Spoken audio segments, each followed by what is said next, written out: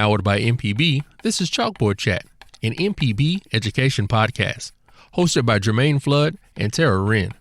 To hear this episode and more, visit education.mpbonline.org or download the MPB Public Media app to listen on your iPhone or Android device.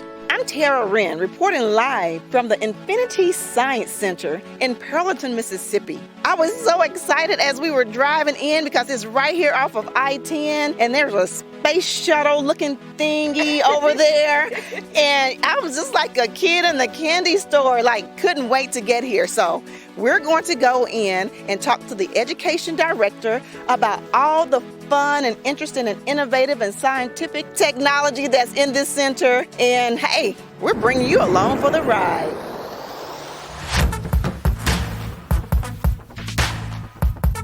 It's a cool space because we are right out there on the highway. I'm like, oh my God, like a kid ready to get there. It is a beautiful facility. We're trying to get people to want to come here and do other events, like have their event here. What sort of events could they have here? From conferences to weddings to, because we're open to the public Thursday through Sunday. Well, we have Monday, Tuesday, and Wednesday available to be used. Wonderful outside areas, spacious, beautiful.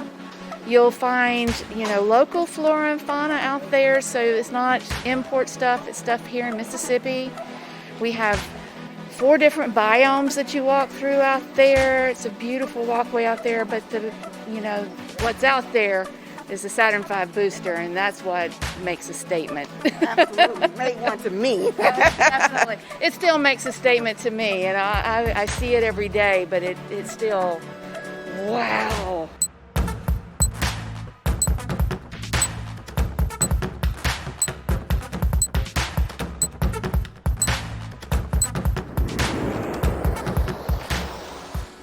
We're live here along with Miss Donna Torres, who is the Youth Education Manager here, and she's going to tell us all about the wonderful galleries and scenery and exhibits that they have to offer here at the Infinity Science Center. Awesome. I'm excited. Come on. As we walk, can you tell me a little bit about what the Infinity Science Center, what's the significance, what it really means to be here in Mississippi?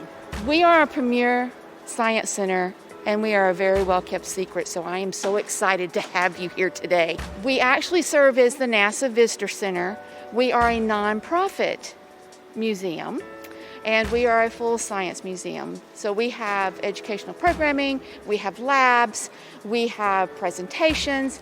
So right now you're standing in our naturium, and what you will find here is wildlife, plant life of our local area, and then some other little wonderful things to see.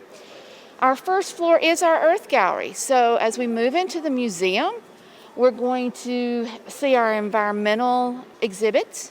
We have a hands-on hurricane making exhibit, and you can even name your own hurricane after you've completed the challenge, and it brings up a newscast, and that's a fun one to do. And then you can dive deep into the ocean and try to fix an oil rig over there in our deep ocean experience. So everything on the first floor is about the Earth. Okay. Can you guess what the second floor is? It's about the atmosphere, the space. That is correct.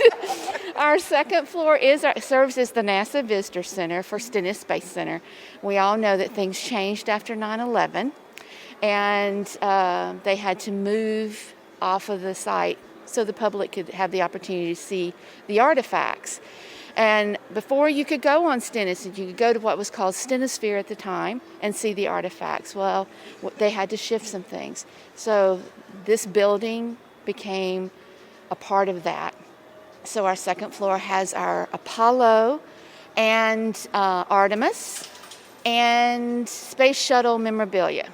So before you leave, you will touch something that has been to space. Wow.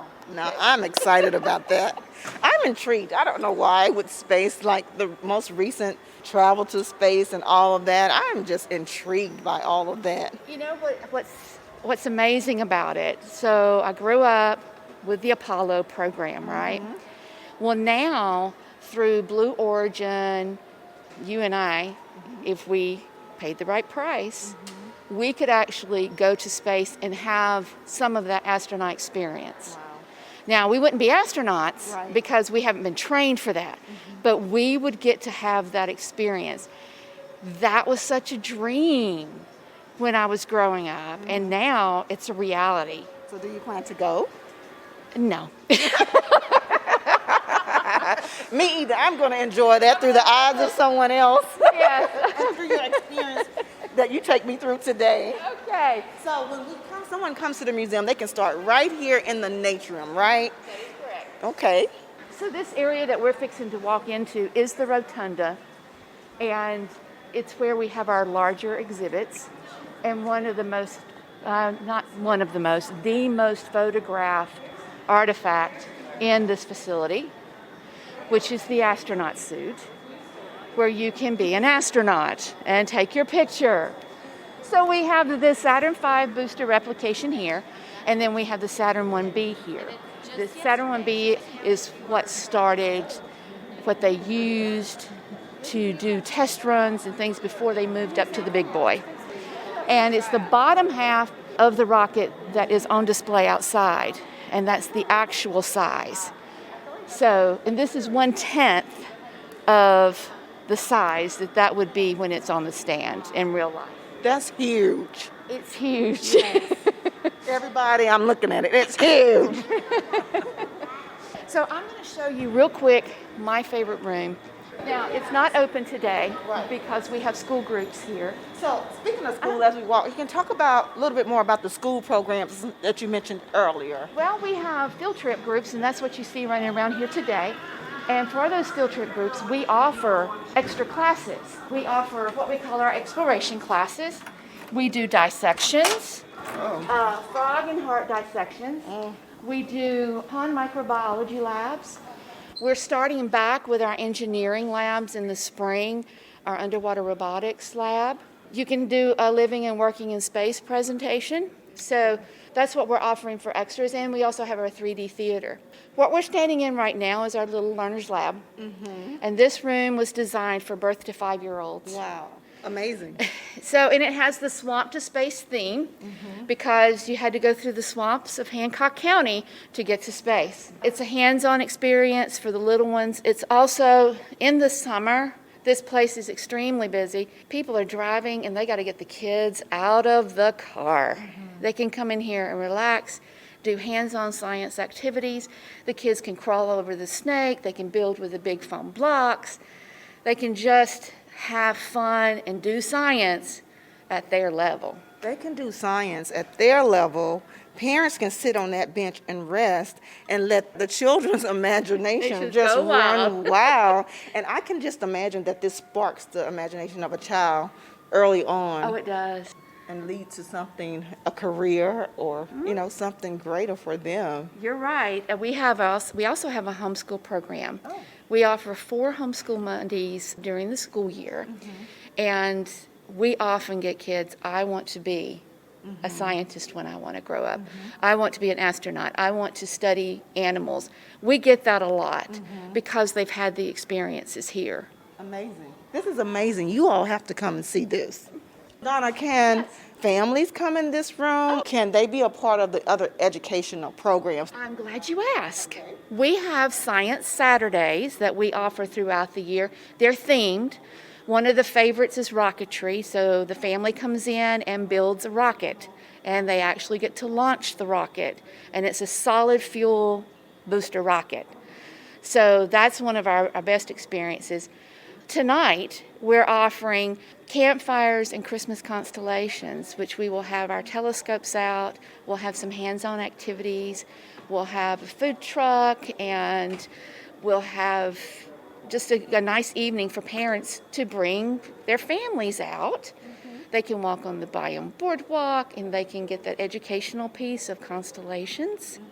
Especially, we're so glad that tonight looks like it's going to be clear, which is a miracle. So we offer that. We also have special events Saturdays, like December 11th is our Science with Santa, and we'll have activities throughout the museum, hands-on, around winter. And I believe Mrs. Claus is actually going to be appearing this year. Santa's been really busy this year. So it's a fun day for families as well. So I love this. Let me take you back here. This is what we call our wet lab, and this is where we do our dissections, our chemistry presentations. This room right here is our underwater robotics, and it's a hands-on engineering course. It's a 45-minute session, and because of COVID, we had to discontinue that, but now things are starting to look like that we can start it up again, so we're going to be adding it back in the spring. That's great. And that's for middle school. So this is our wet lab. It's a full functioning wet lab. And like I said, we do our dissection classes, we do our chemistry. We have some animals that do better in warmer climates than out on the floor, so they're in here. We also have a geriatric chameleon that we're making sure he's kept warm and comfortable. So that's what we do in this room. And we love this room because our guests can see what's happening in here when we have classes. So then it becomes another exhibit. We can do it for scout groups. We can do it for camps. We've had summer camps come and do. UNO has brought their STAR students over to participate so they can book them. We do have some Saturdays where we just open the lab and do pond microbiology, and then anybody that wants to can come in and do pond microbiology during that time. If they want to come visit Infinity, we encourage them to fill out a field trip request form on our webpage, and that's visitinfinity.com. And they'll see the link for field trips. They can click there and fill out the field trip request form, and then our reservationist will contact them and set it up and go through everything that we offer. We are a very small crew right now. We went from 40 down to like 10 people due to COVID. So we're all wearing multiple hats. So our reservationist is also our floor manager, and she runs up front too. So we, like I said, we all do several different things. We've all learned how to work a little differently, haven't we? Exactly.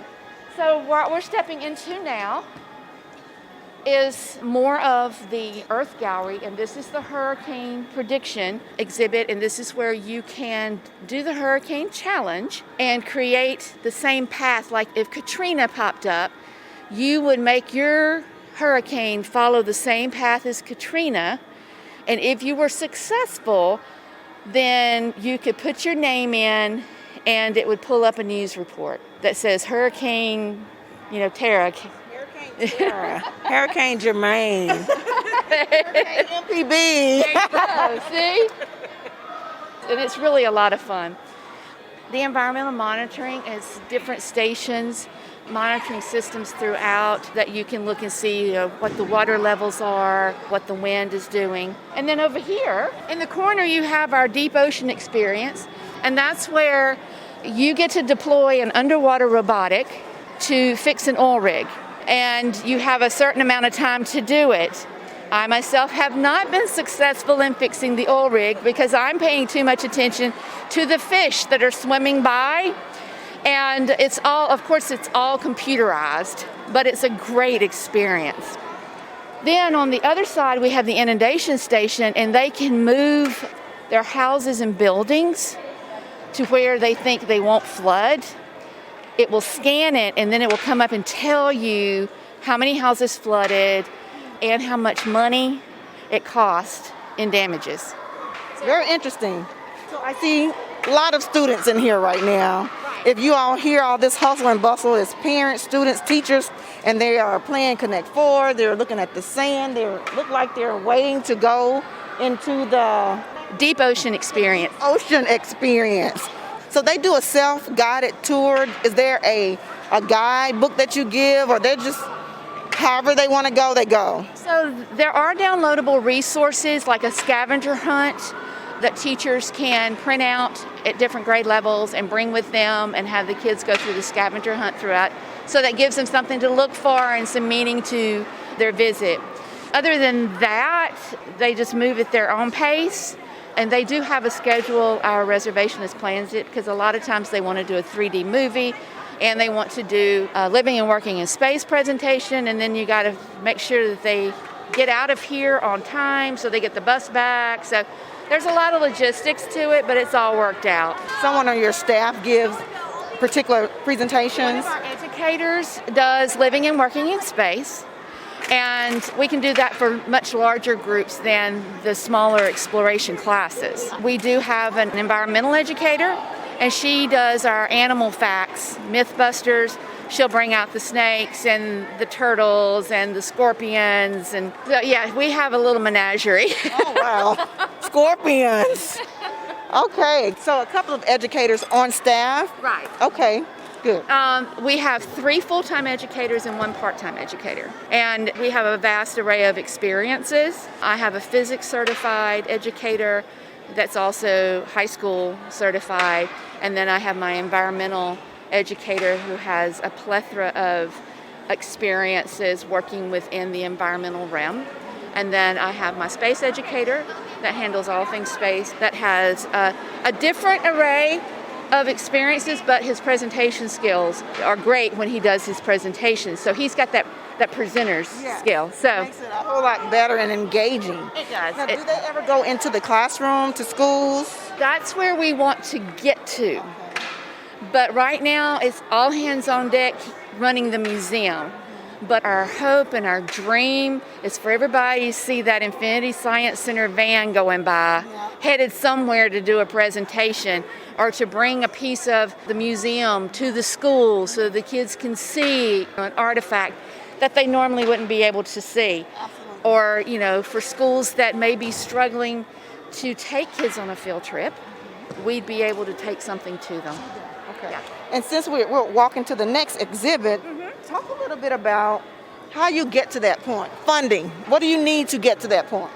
Most of our funding comes from grants. We've got NOAA grants, we've got Navy grants, there's some business grants that we've worked with as well. When COVID happened, that spring, we had booked the most field trips that we had ever had, and we lost them. If COVID had waited to May to hit, we would have been fine. Yeah. But it really was a gut punch for sure. And that's why we closed for 6 months. But the education department kept going, and we kept doing things to keep us fresh in people's minds so they wouldn't forget us, and that they would still know that we're going to be viable in the community and we're going to be back. Well, we're back, and I'm so glad to see that the field trip groups are starting to come back. We're open Thursday through Sunday. We were at one point open 7 days a week because that's what we needed to be open to handle the groups. So we're hoping we get back to that stage where the field trip groups aren't going to fit on Thursday and Friday. We're going to have to add Wednesday in or Tuesday in. So we're hoping we get back to that. You will get back. We fully understand what you're saying because we're the education department at MPB, and we couldn't stop. And for the very same reason, we wanted to let people know that we were still there, still offering resources, still offering services, and just being a support to the state of Mississippi. And it looks like you guys were doing the same thing. You have to be flexible, and we had to change on a dime. Exactly. Did you do anything virtually? Yes. We actually did a virtual AstroCamp. We are an AstroCamp collaborative with NASA's Office of STEM Engagement. So we were taking on our first in-person AstroCamp. COVID happened, and it was like within a week we had switched to virtual. So we did that, and then we started offering virtual professional development for teachers. So we did population education training for teachers. So we switched and started doing virtual. And then through it, we've actually contracted with some companies and provided virtual AstroCamp to that company and their patrons. So we have done virtual AstroCamp from the West Coast all the way to the East Coast. So we have reached quite a few kids that normally wouldn't have that experience. How long have you guys been here? We celebrate our 10th birthday in April 2022. Well, happy early birthday. So we've been here 9 years, fixing to be 10. And typically, before COVID, how many folks would visit? If it was a year, 75,000. Wow. When I first started working here, I worked the floor. And I would meet people from all over the states, and then I'd meet them from Germany or Denmark or Australia. I had the opportunity to give a little mini tour to an MP from Australia. So, I mean, you just meet people from all over the world. And then you meet those people that were part of the Apollo program when it first started, and they tell their stories. Or somebody will tell me, my granddad was part of this, and this is what he did. Well, that's so cool to get to hear those stories too. And it makes that history come to life. How are you going to celebrate your 10th birthday? Well, we're working on that right now. We're hoping to have a community celebration in Hancock County as our big thing. And then we're working on planning some special smaller things here at Infinity. So what you're looking at now is our linear aerospike engine that's hanging above. And then our RS-68, which is below it. And on the screen is actually a test firing of the aerospike engine. They've all been tested out at Stennis. And each of these engines has been one of the stepping engines to get us to the Artemis program. Yeah. Which is to get us back to the moon. So through those doors right there is our 3D theater. And they just started a video. We have Journey to Space, Oceans, Earth Flight, Tiny Giants. We added 2 this year. Dinosaurs of the Antarctic. I love that one. And Predators. And they're all about 20 to 25 minutes long. Now, the cool thing about Journey to Space, and that's a very popular one because people come to, especially school groups, they come because of the space and the NASA Stennis connection. That one's narrated by Patrick Stewart. And it's about the Artemis program and going to Mars and what that's going to take and how the astronauts are training and the technology that's going behind it. So that one's an extremely popular one. I love it. So I'm ready to go upstairs. Are we ready to go upstairs yet? Let's go. So we're going to go upstairs on what I call the best ride in the place because it's got a great view. We have a circular elevator and it's glass. As long as it's glass. Unfortunately, it doesn't go like 10 feet up, 10 stories up. It goes a few stories, but it's still a cool view. This is our wave tank. This was through an NRL grant, and that's the Naval Research Lab grant. And it's wonderful because it shows how waves react, and especially down here, why they put wave breaks where they put them to help with flooding during a hurricane or a storm. And we've done presentations with it. Usually at the start of hurricane season, we'll have like a 10-minute little presentation, a pop-up presentation on what the waves do and how they react. That's amazing. The technology, or I don't know, waveology. There you go. Behind the water. And look at this little house up on the hill here. Like, the water's not getting to it, but it depends on the waves, huh? It depends on which wave they've chosen, and you can also see the wave breaks and where they're placed. So behind me is our hurricane force. This is a wind tunnel, and you build your house or your church or whatever building you want to build, and you test it out in the wind tunnel to see how it would stand up under hurricane force winds. These are some amazing, I don't want to say, look, these aren't toys, but games, but these are some amazing exhibits. Very interactive. Yes. And if a child really wanted to learn and get deep in, or an adult for that matter, teacher, here's the place to come. We do, in some of our professional development, we train teachers in hands-on science activities. We let them do it on the floor with our guests and with kids, a lot of times on those special event days. And they get to play and have fun. And usually once they come here for professional development, they keep coming back. In fact, my part-time educator, she came for professional development and never left. And she got a job. And she got a job. I was just thinking, hey, I should have come through and visited first before I came to work and do an interview because I'm just too excited. Yes. All right. We'll take the elevator up. You get a great view of the rotunda. as we go up to the second floor. All right, let's go this way. This is one of the most unique displays that we have. This is every patch in the space program, and they were hand-stitched by women from all over the United States. Wow. So we're going to walk over this way. So this is the Apollo 4 command module, and we had to get special permission and work with the Smithsonian Institute to have this placed here. And you notice that this is basically covered by this wall, and that's to help with lighting, so there's no light damage. This was an unmanned capsule. What they were doing was testing the heat panels on the bottom for when the astronauts came back in, that the heat panels were going to keep them nice and cool. And then... Is this the that I've seen on television in movies where it lands in the water? Yes. Exactly. I don't know. I'm learning here, Jermaine. This is... We also have this smaller model right here that shows you how they sit in that capsule module. So, and this is the heat panels area that was testing. So this is what took all the heat from re-entering the atmosphere.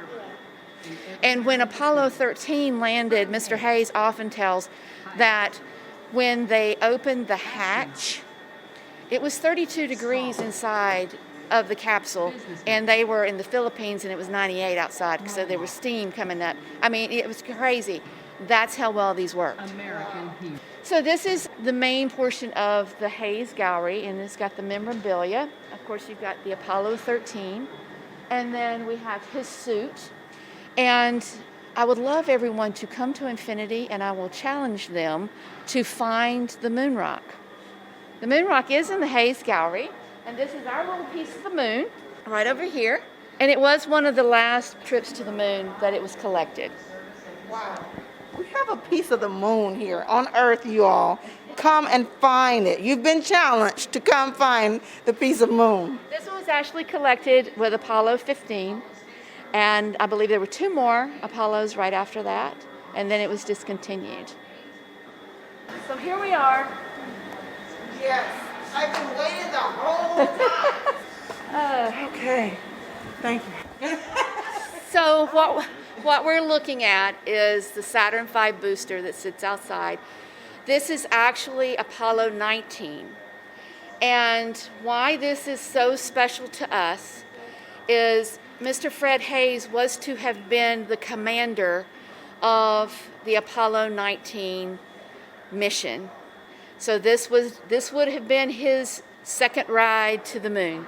And as I said before, after Apollo 17, the space program shifted and the Apollo program was discontinued and things were shifted, and then came the shuttle program. The neat thing is that Mr. Hayes was actually the first commander of the Enterprise, which was the prototype for the shuttle programming. So, he got to fly it and test it out, all the different systems and things, getting us ready to go through the shuttle program. So it's kind of nice. I can actually say I know the commander of the Enterprise. That is a nice thing. So having him on your board has to be just amazing to just be able to capture that, once again, oral history from him. It is. He's a wonderful supporter of Infinity. Local boy from Biloxi, Mississippi, well respected all over the world. And it's just, we're still all in awe of the man. He was one of our speakers at our gala that we had recently. And hearing, like you said, that oral history was phenomenal. And we realized, we've got to get it now. So, we do have Zoom programs with him that people can give a donation and be a part of the evening and ask a question. And he is very diligent about answering the questions that people have. So we try to plan that 2 or 3 times a year, and we post it on Facebook to give people the opportunity to actually, it's like having a conversation, cup of coffee and a conversation with Mr. Hayes, and he makes you feel that way too. But that's good. So what is like the upkeep on the artifacts that you have here? Do you have a special crew to come in? Are there special things you have to do? So a lot of the things that are within up here on the second floor, we have to make sure that they are held at a certain humidity point and temperature point. So we have to make sure that that's recorded and kept up. For the Saturn, the bigger things, we just have to make sure that they've been painted to the specs and we clean them as needed. But that's pretty much what that is for the space artifacts. NASA actually maintains a lot of this as well, but because we partner with them, we have to make sure that our facility provides the proper storage based on their specs. So, well, is this the last exhibit? Is this the last place we're going? Unless you want to go outside and see it. I do want to go outside and see it. Okay. Yeah, I want to go see it. So what we're walking toward right this minute is the model of the lunar lander. And this one is to scale. So this was the size. So all the videos that you've seen from historical videos, and you see the top part releasing to take them back up to the capsule, that's the size it is. So it's not a little bitty thing sitting on the moon. So that's that. And then you have the Biome Boardwalk, and you see people walking on right now. It's a beautiful day to be out there. The Biome Boardwalk has our pitcher plants and different flora and fauna from our area. It's 4 different biomes that you walk through. There are snakes, there are alligators. I see the sign. And yes, the signs are there for a reason. Now, it's cool. They're not going to be out as much right now, but that's their living room. We're just borrowing it with the Biome Boardwalk. But it ties into that environmental aspect that we have from our Earth Gallery. So we want to use all of this area to teach as much science in different fields as we can. So this is infrared, so this is what's hot and cold on us. And then this is what we would look like in ultraviolet. So this is how you look to a bee. And then that's what you look like to a snake. Do snakes like hot or cold people? Hot. Well, you have to go through this mask first. Move it and you can see a little bit of the handprint. So it's reading the heat sensor. It's infrared, so it's going to read the heat. There, that turned out good. Because I'm hot. I stay hot. Look. Oh, that's good. All right, and then this exhibit is a really cool hands-on exhibit. And this is just the spectrum that we can radio, and then if we take it through, it shows different how it looks under each area. So you see the heat, the cool, that's what it was. This is what it looks like in ultraviolet, and then this is what it looks like in an X-ray. It won't show you some pictures because it's not visible. So this exhibit is our CubeSat exhibit. This is the wave of the new satellite, and they're this size. And you put the sensors and the data collecting points in it, you shoot it off into space, it collects what it's supposed to collect and sends it back to Earth. It's not something that's the size of your car, but this is the new thing, which makes it more cost effective, which allows us to get more data. So, Why do you feel like I should have spent more time in science class and in my science textbooks? so you ask about the capsule up front, right here. That's our Orion Theater, and that actually has a video playing about the Orion capsule. So you remember, I told you that you would get to touch something that has been to space. Yes. This is a tire that was on the Atlantis, and it flew in space on the Atlantis space shuttle. And so did that tire over there is from Endeavour, I believe. But these have flown. They have been to space. I've been to space now. And they have come back. So they're here with us today. And it shows that Michelin tires are good tires. I was just about to say, if you want to get a tire, this is for Michelin. Get one of Michelin because these tires are still good. I like Still that. have good tread on them. They do. All right.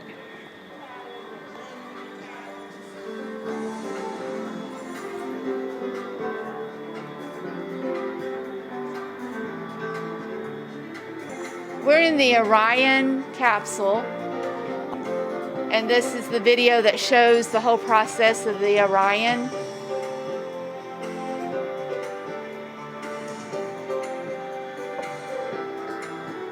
See, what's funny is my background is elementary education. So I taught elementary school for 14 years, and then I did various versions of administration for 14 years. And I laugh because everybody talks to me like I'm a scientist, and I'm like, I'm a lay scientist. I'm curious just like the next person. The cool thing is I have a team that knows their stuff. And that's what you do. You build a team that knows the stuff. You can't know it all. Absolutely. So my team's amazing. I had a boss Love say, my hire team. to your weakness. So what you don't know, you hire Exactly. those who know it best. So, and I have my part-time educator. It was just me as an educator here, and she, like I said, she came and did professional development and never left. I would say, this is what I'm teaching. Make sure the science is right. And she literally gave me a year's worth of physics in one afternoon, and I went home and went, I'm fried. Yeah. Gotta go to bed. But I got up in the PD, and I knew what I was talking about. So it's like, Something stuck, right? Yes, exactly. All right, you want to take the stairs down? Yes, that would be good. This is our carnivorous plants, and you'll see here the pitcher plants. Now these are growing wild out there. Oh. So you can walk out there at certain times of the year, and they are just gorgeous. And seeing the different stages that they're in, it's amazing.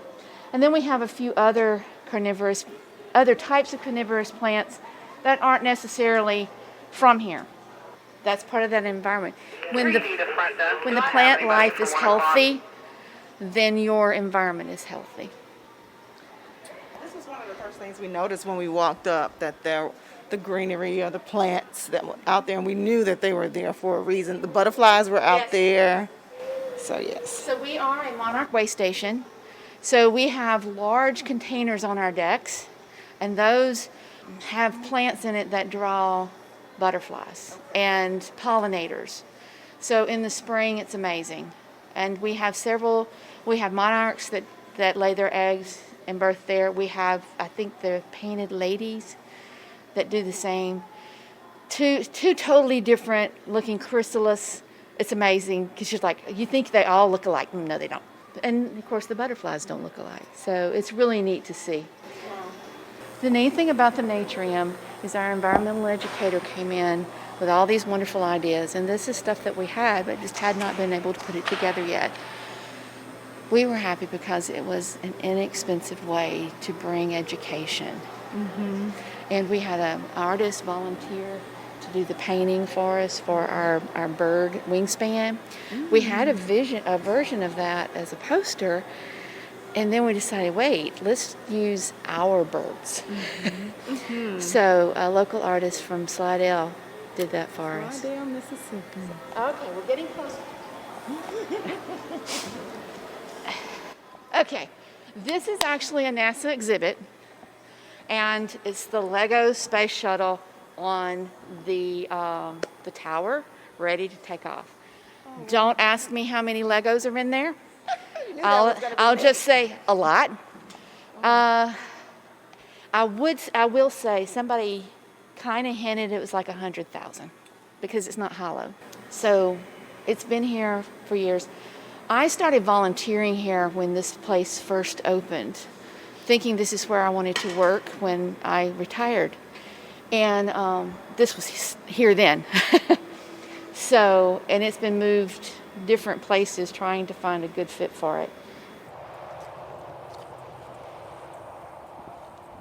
So we're outside in the front of Infinity. Behind me is the Biome Boardwalk, and I'm looking at our major sign up here. This is Infinity Science Center, host to the NASA Stennis Visitor Center. And we are heading toward the Saturn V booster. So we will pass the lunar lander, and right now I'm looking at the engines that are on the Saturn V booster. Oh my. There are 5 engines. The engine in the middle is stationary. The ones on the sides gimbal, which means they move to help with the direction. Huge, everyone.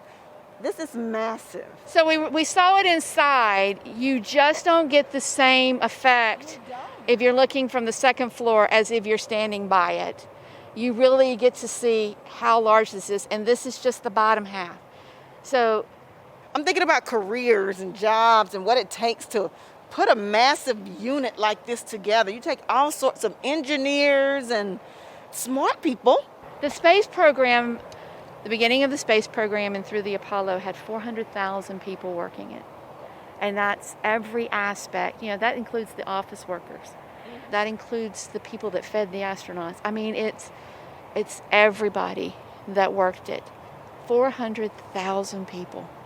I guess I never ever thought I'd see this up close and personal, but I really am in awe of this. And I like this display because you can actually walk through on the other side and there's signage that explains everything to you.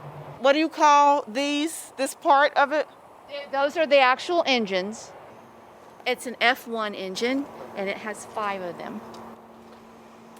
That's what this takes off and it departs, right? Mm-hmm. Breaks Yes. off. Yes, these are the different stages. Yeah.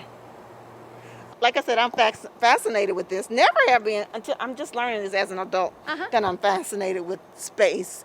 And so I'll watch. And I'm always nervous when they break apart. Like, where is it going? What's it going to do? And I don't know where the people are, but thank you for sharing with me to let me know the astronauts are right there in that little They're part. on the top of that movie. They're at the top of that. We have an Engineering 101 for elementary students. And it's called How the Turtle Gets Across the Road. And we have Finney and Ted. And the kids have to design some way to get Finney from his side of the road to the other side of the road. And I tell them at the end of the class, when you go out on the Biome Boardwalk, make sure you look and see if you can find Ted or Finney, because we do have a lot of turtles around here, which makes them really want to come out and look and get some outside. Everybody, this is truly a place to see from the land to space. A beautiful day that we have come here to visit with you, Donna. It for is. you to share all these wonderful, these artifacts with us, the history, and just everything that you have to offer here.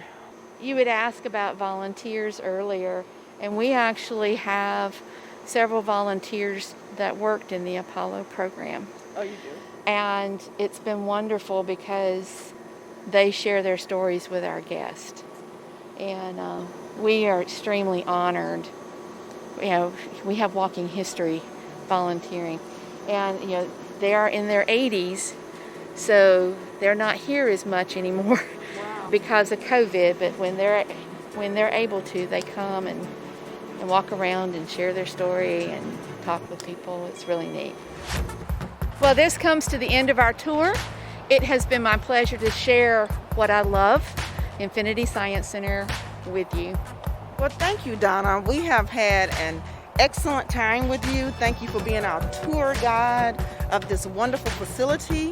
How can someone contact you or the museum here to learn all about, to schedule events, or to schedule a field trip? How can they learn about you here? Visit our website, visitinfinity.com.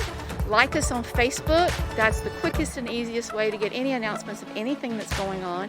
And you can reach out through Facebook Messenger and say, hey, I need information, and we'll get right back with you. Well, this has been great, hasn't it, Jermaine? It has. I love it. All right. Well, I'm Tara Wren. I'm Jermaine Flood, and you've been listening to Chalkboard Ch. Class is now dismissed. You've been listening to Chalkboard Ch, an MPB Education Podcast. To hear this episode and more, visit education.mpbonline.org or download the MPB Public Media app to listen on your iPhone or Android device. This podcast is hosted with love by ACAST.